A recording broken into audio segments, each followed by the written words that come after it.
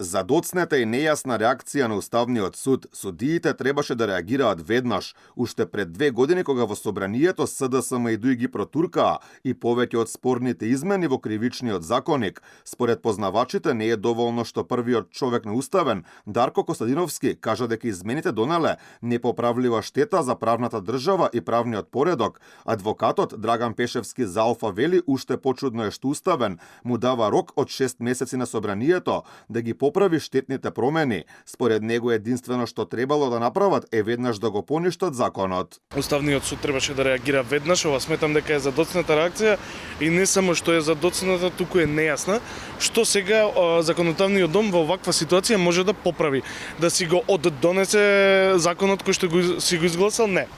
Тоа требаше да се направи многу порано и Уставниот суд не треба да донесе вакви одлуки како и секогаш и да се плаши да пресече, туку треба веднаш и тоа не да го укине, туку да го поништи законот, како со други зборови како никогаш да не постоел и да нема правни последици кај истиот. Укинувањето може да донесе до нови проблеми.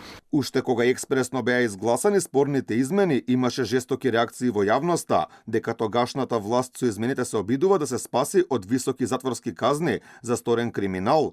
Според Пешевски, уште поспорно е што законот го гласале пратеници за кои постои сомнеш дека биле вмешани во прекршување на законите. Уште кога се донесуваше законот беше спорно.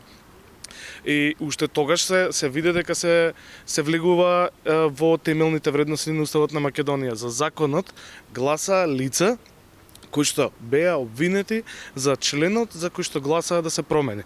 Односно, со нивното гласање, они се амнестираа од кривична одговорност.